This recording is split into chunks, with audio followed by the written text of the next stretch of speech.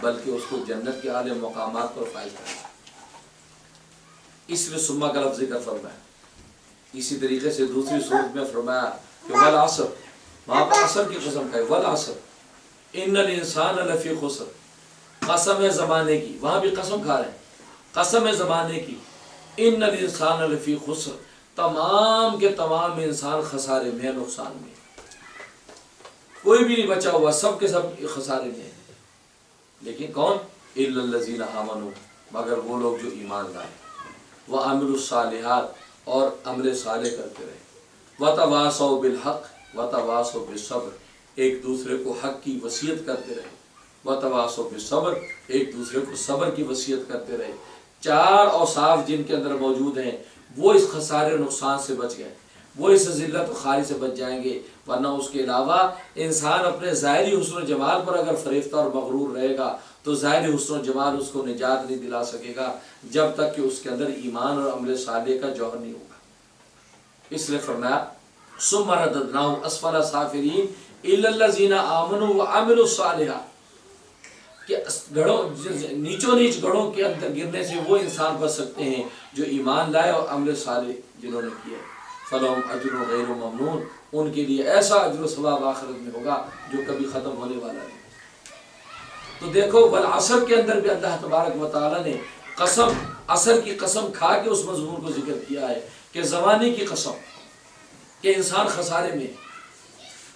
اب یہاں سوال پیدا ہوتا ہے، مفسرین کہتے ہیں کہ زمانے سے کیا مراد ہے؟ زمانے کی قسم اللہ نے کھائی ہے کہ زمانے سے کیا مراد ہے؟ اس میں ایک مفسرین کا قول یہ ہے کہ عصر سے مراد جو ہے وہ عصر نبوت ہے۔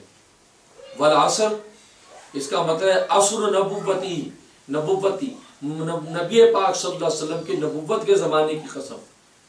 الف لام جو العصر کے اندر الف لام یہ مضاف الیہ ہے کے مقابلے میں ہے، تو بائیں گے عصر نبوتی، نبوت رسول اللہ صلی اللہ علیہ وسلم کی نبوت کی قسم۔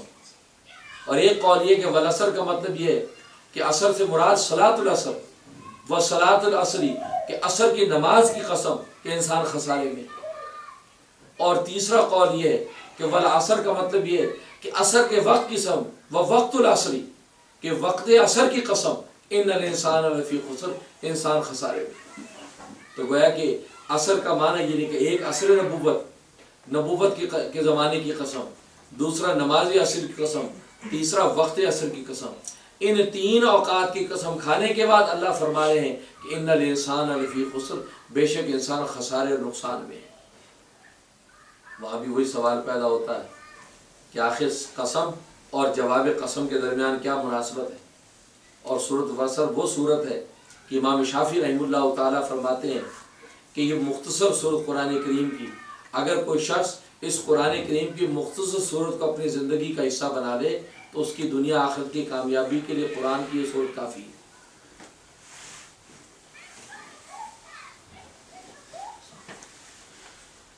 After mentioning these important points, as to why the human is the best of the creation, Allah says in the Quran, in continuation of the Surah Teen, ثُمَّ رَدَدْنَاهُ أَسْفَلَ سَافِلِينَ. Then after that he was thrown, or he was condemned to the pit of the hellfire, to the depth of the hellfire.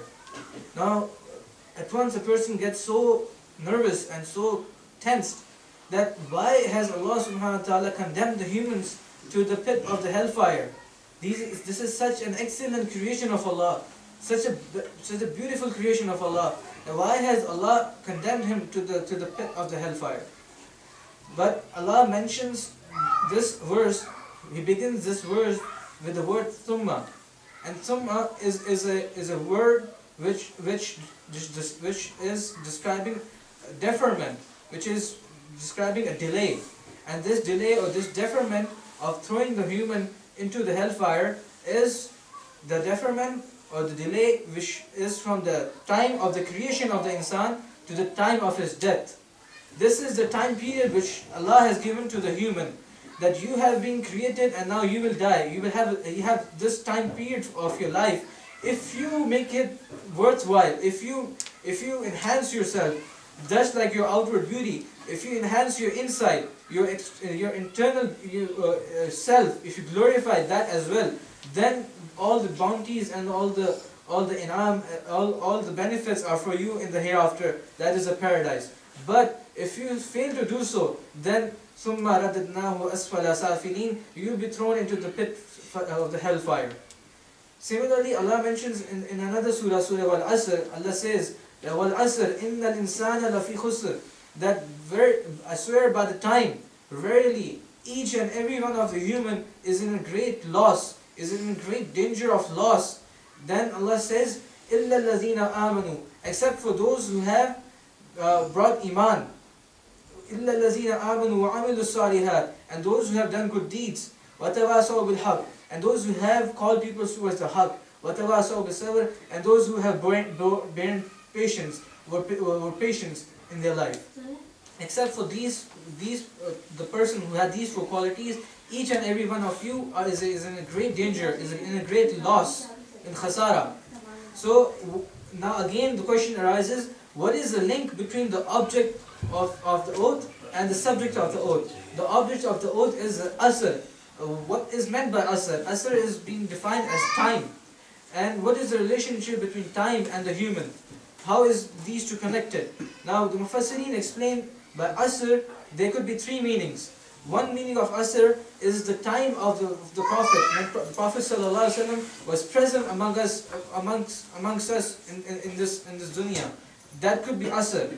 Asr could also be the salah of the asr, the prayer of the asr.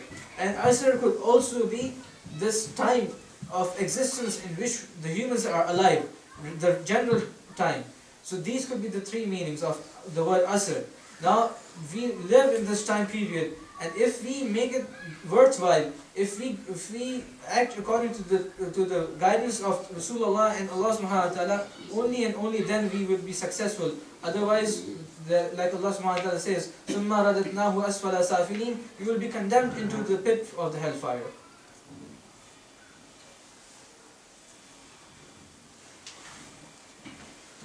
کے بعد فرمایا اِلَّا الَّذِينَ آمَنُوا وَعَمِلُوا الصَّالِحَاتِ.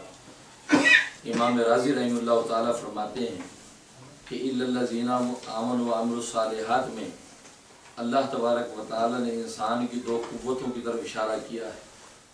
ایک قوت نظری اور دوسری قوت عملی. قوت نظری کو قوت علمی بھی کہہ سکتے ہیں کہ قوت نظری کس کو کہتے ہیں؟ اللہ کی مرضیات کو جاننا، اللہ کی نامرضیات کو جاننا، یعنی اس بات کو جاننا کہ اللہ کس بات سے راضی ہوتے ہیں اور اس بات کو جاننا کہ اللہ کس بات سے ناراض ہوتے ہیں. یہ قوت نظری کے ذریعے سے پتہ چلتا ہے. دوسری قوت عملی اس کو عطا کی کہ مرضیات پر عمل کرنا اور نامرضیات سے پرہیز کرنا. جن چیزوں کو اللہ پسند کرتا ہے اس پر عمل کرے اور جن چیزوں کو اللہ ناپسند کرتا ہے اس سے پرہیز کرے. تو یہ جب قوت نظری اور قوت عملی دونوں قوتیں اگر اس کی کامل ہوں گی تو اس کے لیے فلہم اجر غیر ممنون، اس کے لیے ایسا انعام ہے کہ جو کبھی ختم ہونے والا نہیں ہے.